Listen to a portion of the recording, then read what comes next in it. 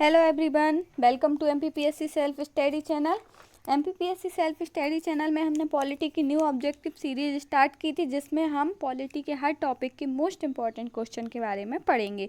और यह वो क्वेश्चन होंगे जो प्रीवियस ईयर में आए हुए हैं या आगे के एग्जाम में आएंगे। यह सभी एग्जाम जैसे MPPSC, other state PSC, Vyapam, MPSI या अदर कोई भी एग्जाम जिसमें भारतीय राज व्यवस्था या पॉलिटी आती है, उसके पॉइंट ऑफ व्यू से हम इनको कवर करेंगे।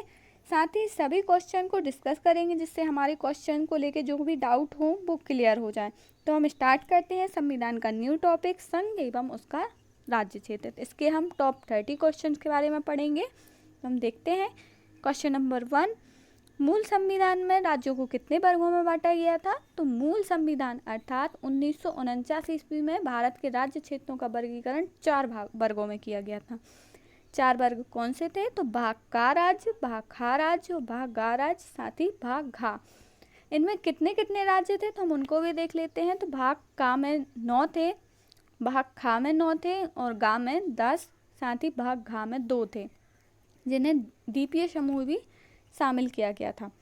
नेक्स्ट क्वेश्चन देखते हैं हम, मूल संविधान में राज्यों की संख्या कितनी थी? तो मूल संविधान में राज्यों की संख्या 27 थी।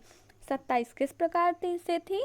तो हम इसको भी देखते हैं। तो जो 4 वर्गों में बांटा गया था, भाग का, भाग खा, गा और खा।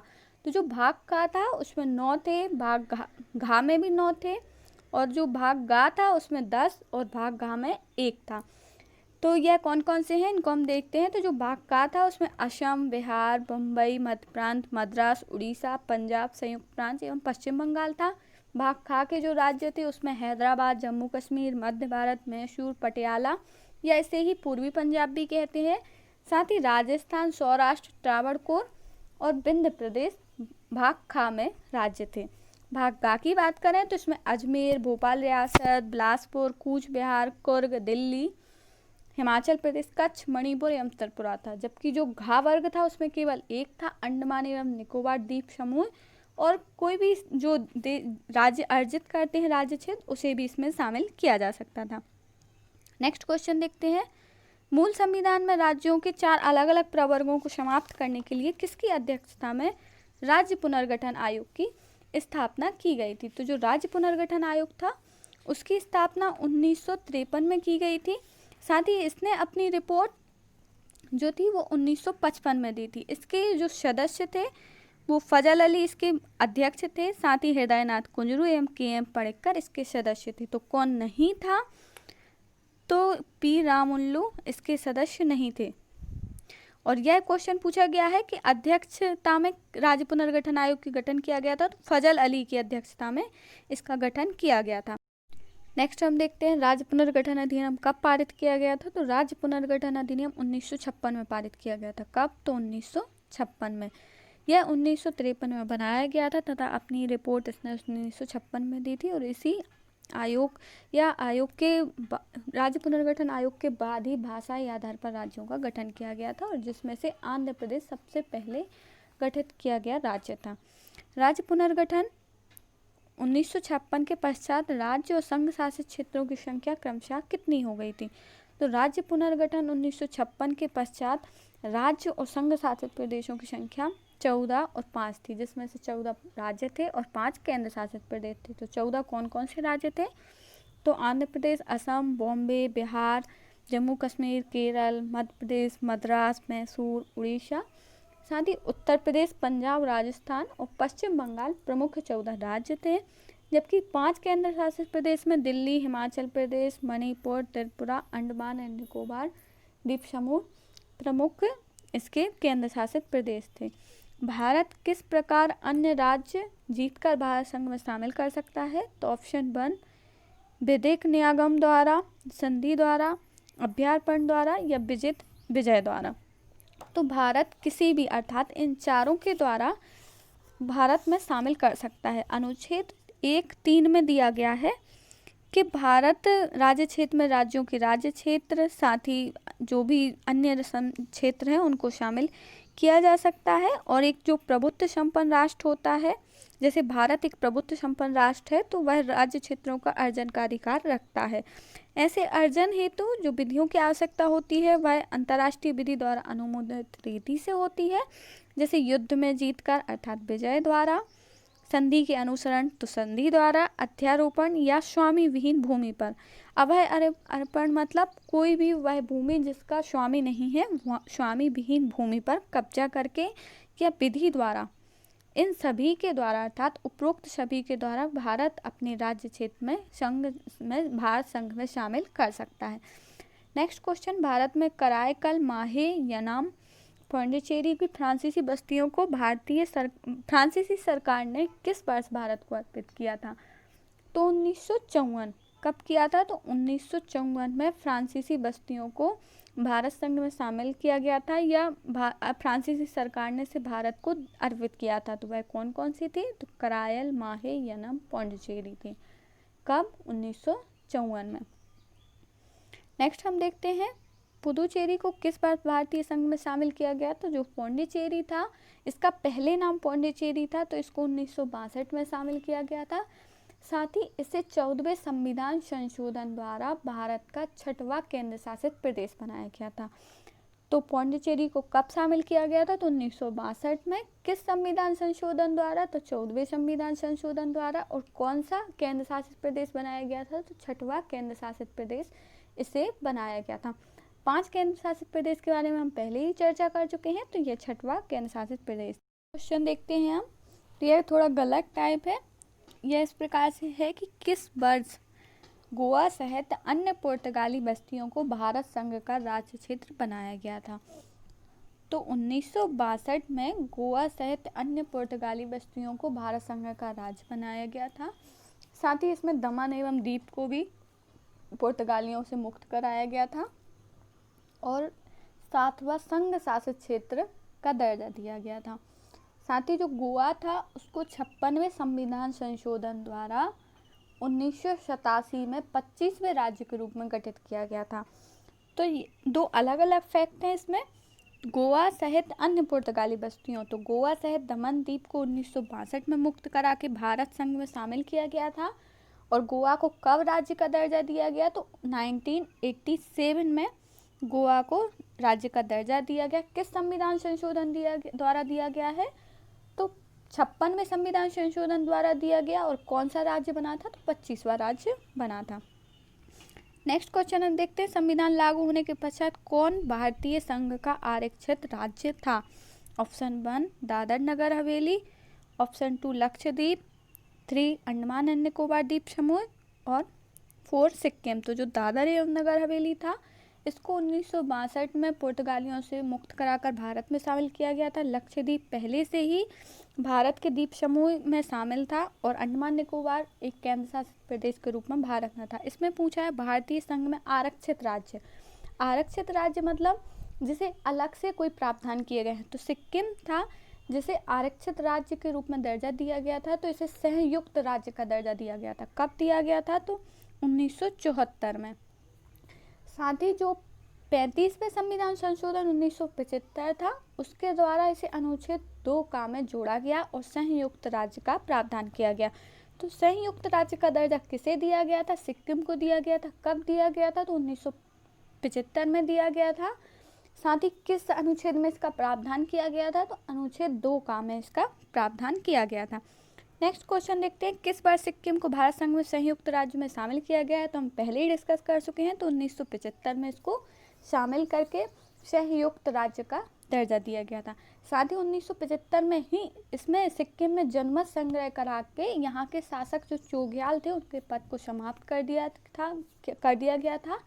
और 36वें संविधान संशोधन के तहत सिक्किम को भारत का पूर्ण राज्य का दर्जा दिया गया था। तो किस संविधान संशोधन द्वारा? संयुक्त का। तो 35वें संविधान संशोधन द्वारा दिया गया था। साथ ही किस संविधान संशोधन द्वारा पूर्ण राज्य का दर्जा दिया गया था? तो 36वें संविधान संशोधन द्वारा पूर्ण राज्य का दर्जा दिया गया था।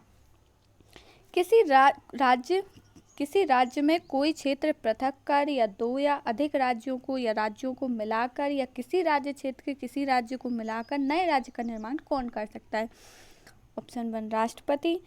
तो जब विधेयक पास होता है इस बारे में तो राष्ट्रपति की सहमति, पूर्व सहमति के लिए आवश्यक होती है संसद, तो इसका ऑप्शन संसद सही है। संसद को यह अधिकार दिया गया है अनुच्छेद 3 के तहत कि वह किसी भी राज्य के नाम, सीमा, क्षेत्र में परिवर्तन कर सकता है। इसको हम और डिटेल में समझते हैं तो किसी राज्य के उसके राज्य क्षेत्र को अलग करना अथवा दो या दो से अधिक राज्यों या राज्यों के भागों को मिलाकर नए राज्य का निर्माण करना का अधिकार संसद के पास होता है। साथ ही संसद किसी राज्य के क्षेत्र को बढ़ा भी सकती है और घटा भी सकती है। तो संसद क्या क्या कर सकती है? तो राज्य क्षेत्र को बढ़ा सकती है, घटा सकती है, सीमाओं में परिवर्तन कर सकती है, साथ ही नाम में भी परिवर्तन संसद ही कर सकती है। तो संसद को कितने अधिकार प्राप्त थे ये हम देख चुके हैं। नेक्स्ट क्वेश्चन हम देखते हैं, राज्यों के पुनर्गठन हेतु संविधान संशोधन आवश्यक है? तो हाँ, राज्यों के पुनर्गठन हेतु संविधान संशोधन आवश्यक है। संविधान संशोधन किस प्रकार से होता है तो इसको हम जानते हैं। तो जब राज्य विधानमंडल यह चाहता है कि वहाँ पे नया राज्य का गठन हो तो वह अपनी जो सहमति होती है वह राज्य सरकार, मतलब चाहे जो भी राज्य के गठन करना होता है वह केंद्र और राज्य दोनों की सहमति से होता है। तो इसमें जो राज्य होता है जिस सीमा में परिवर्तन करना चाहता है या नए राज्य का गठन करना चाहता है तो वह अपनी मंत्रिमंडल अर्थात राज्य मंत्रिमंडल से सहमति में एक पत्र केंद्र सरकार को भेजता है और उसके पश्चात जो केंद्र सरकार होती है उसको विधिवत प्रस्ताव भेजने को कहती है। अर्थात विधिवत मतलब पारित होकर जो मंत्रिमंडल से प्रस्ताव जाता है। इसके बाद यह प्रस्ताव राज्य विधानमंडल को पारित करना अनिवार्य होता है और जब राज्य विधानमंडल पारित कर देती है तो यह प्रस्ताव पुनः केंद्र सरकार के पास आ जाता है और अब केंद्र सरकार नया राज्य बनाने के लिए विधेयक तैयार करती है, मंत्रिमंडल की स्वीकृति लेती है और इस विधेयक को संसद में प्रस्तुत करने से पूर्व राष्ट्रपति की सहमति होती है। तो जब नए राज्य का गठन होता है उसे संसद में पारित करने से पूर्व किसकी सहमति की आवश्यकता होती है? तो राष्ट्रपति की सहमति की आवश्यकता होती है। जब राष्ट्रपति उस विधेयक पर सहमति देता है या राष्ट्रपति उस विधेयक पर सहमति देने के पहले उसे पुनः राज्य सरकार या विधानमंडल की राय मांगता है और जब राज्य विधानमंडल उस पर सहमति दे देता है कि हाँ नए राज्य का गठन करना है तो राष्ट्रपति अपनी सहमति दे देता है और संसद द्वारा प्रस्ताव पारित हो जाता है जिसके बाद नए राज्यों का गठन होता है। इस प्रकार से राज्यों का गठन होता रहता है। नेक्स्ट हम देखते हैं, राज्यों के पुनर्गठन हेतु विधेयक को संसद में प्रस्तुत करने से पूर्व राष्ट्रपति की सिफारिश की आवश्यकता होती है। तो हाँ, इसको हमने अभी पहले वाले क्वेश्चन में डिस्कस किया है कि जब तक राष्ट्रपति की पूर्व सिफारिश नहीं होगी या राष्ट्रपति सिफारिश नहीं देगा तब तक यह संसद में प्रस्तुत नहीं होगा। राज्यों के पुनर्गठन के लिए विधेयक को संबंधित राज्यों के विधानमंडल को उनके विचार के लिए भेजा जाता है। यह प्रक्रिया कब अपनाई जाती है? तो इसको भी हमने जस्ट अभी डिस्कस किया है कि जब राष्ट्रपति के पास वह विधेयक जाता है तो राष्ट्रपति उसको पुनः राज्यों के पास या मंत्रिमंडल के पास लौटाता है और जब मंत्रिमंडल राज्य की उस पर सहमति व्यक्त करके पुनः भेजती है तो केंद्र सरकार उसको संसद में पेश कर देती है और नए राज्यों का गठन होता है। तो कब भेजा जाता है, कब अपनाई जाती है प्रक्रिया? तो राष्ट्रपति की सिफारिश के पूर्व। एक बार और इसको पढ़ लेते हैं कि विधेयक को संबंधित अर्थात राज्यों के पुनर्गठन के लिए विधेयक को संबंधित राज्यों के विधानमंडल को उनके विचार के लिए भेजा जाता है। यह प्रक्रिया कब अपनाई जाती है? तो राष्ट्रपति की पूर्व सिफारिश से। क्या संसद केंद्र शासित प्रदेश को राज्य का दर्जा प्रदान कर सकती है? तो हाँ, संसद केंद्र शासित प्रदेश को भी राज्य का दर्जा दे सकती है। इसके लिए भी संसद में विधेयक आता है और वह पारित होता है, राष्ट्रपति की सिफारिश से ये होती है उसके लिए, और पारित होकर विधेयक को राज्यों को केंद्र शासित प्रदेश का दर्जा दिया जाता है। नेक्स्ट क्वेश्चन देखते हैं, निम्न में से किसके द्वारा किसी राज्य को नाम दिया जा सकता है? को है यह राज्य को नाम दिया जा सकता है। ऑप्शन 1 राष्ट्रपति द्वारा, ऑप्शन बी राज्यसभा द्वारा, यह संबंधित राज्य विधानमंडल द्वारा, संसद द्वारा। तो किसी राज्य को नाम संसद द्वारा दिया जा सकता है। यह हमने अभी अनुच्छेद 3 के अंतर्गत पढ़ा था। जब इसके पहले कोई क्वेश्चन डिस्कस किया तो उसमें हमने देखा था कि संसद के जो अधिकार होते हैं उसके तहत संसद किसी राज्य के नाम में परिवर्तन कर सकती है, सीमा में परिवर्तन कर सकती है, साथ ही राज्य का क्षेत्र घटा एवं बढ़ा भी सकती है। नेक्स्ट क्वेश्चन देखते हैं, निम्न में से किस भारतीय संघ में शामिल करने के लिए संविधान में अनुच्छेद 2 का शामिल किया गया था। तो सिक्किम को भारत संघ में शामिल करने के लिए अनुच्छेद 2 का जोड़ा गया था और यह 35वें संविधान संशोधन द्वारा जोड़ा गया था और इसमें संयुक्त राज्य का प्रावधान था। अनुच्छेद 2 का में क्या प्रावधान था? तो संयुक्त राज्य का प्रावधान था। किसके लिए था? तो सिक्किम के लिए था। किस संविधान संशोधन द्वारा जोड़ा गया था? तो 35वें संविधान संशोधन द्वारा से जोड़ा गया था। नेक्स्ट क्वेश्चन हम देखते हैं, वर्तमान में भारत संघ में कितने राज्य और केंद्र शासित प्रदेश हैं? 24, 8, 25, 8, 29, 7। तो यह 2018 के पहले 29 7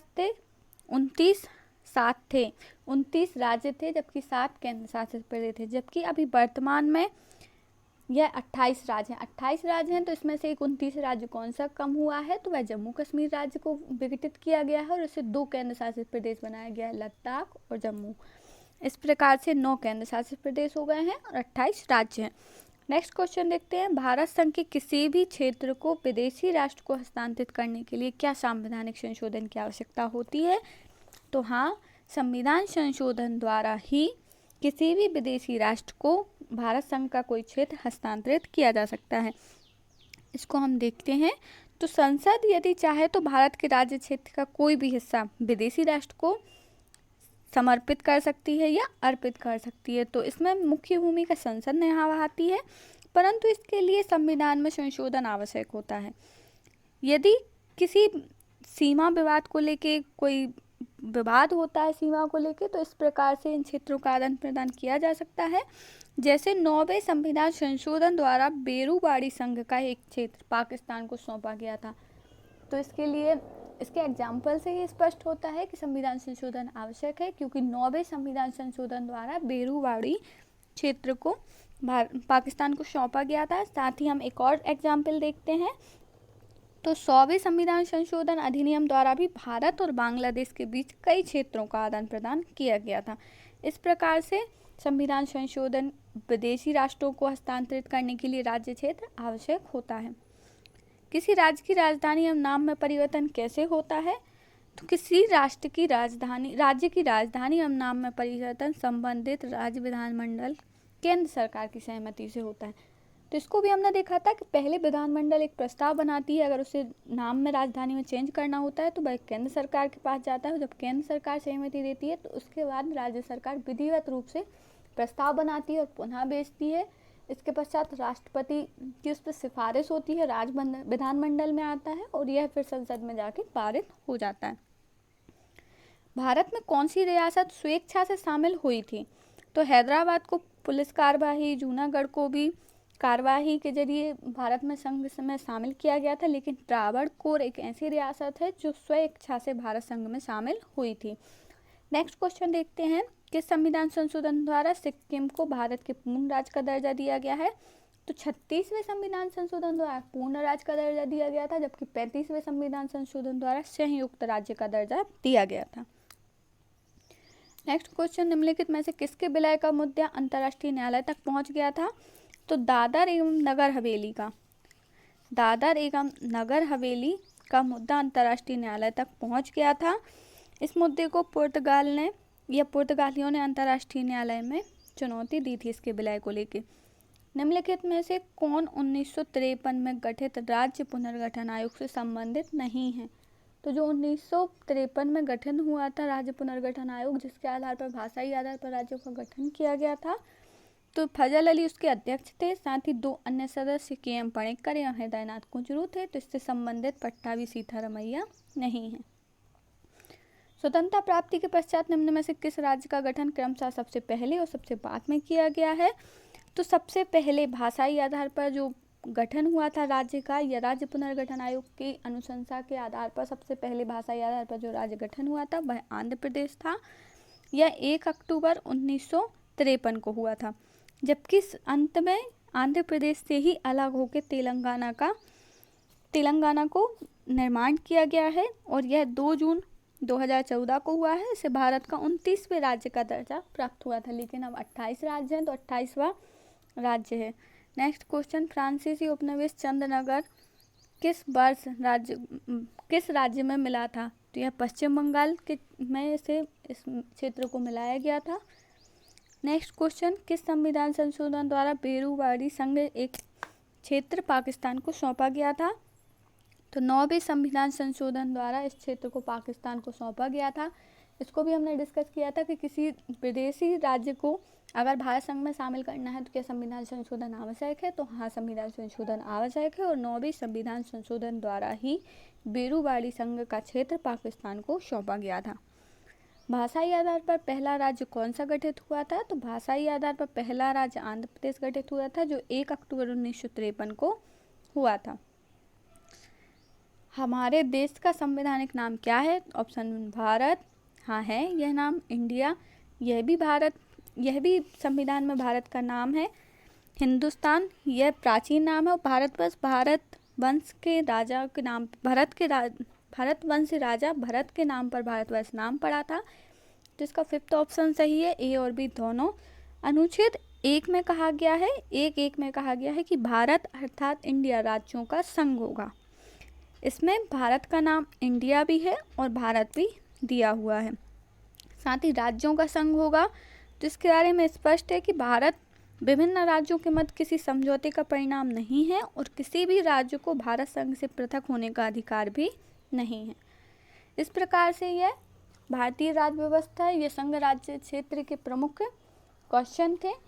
नेक्स्ट वीडियो में हम कोई न्यू नागरिकता टॉपिक स्टार्ट करेंगे, जिसमें हम ऑब्जेक्टिव नागरिकता संबंधित पढ़ेंगे। अगर आपको ये वीडियो पसंद आता है तो please share, subscribe and like ज़रूर कीजिए और अच्छा लगता है तो कमेंट भी कीजिए। साथ ही अगर आपको अच्छा लगता है तो ज़्यादा से ज़्यादा शेयर करें। Thank you for watching MPPSC self study channel.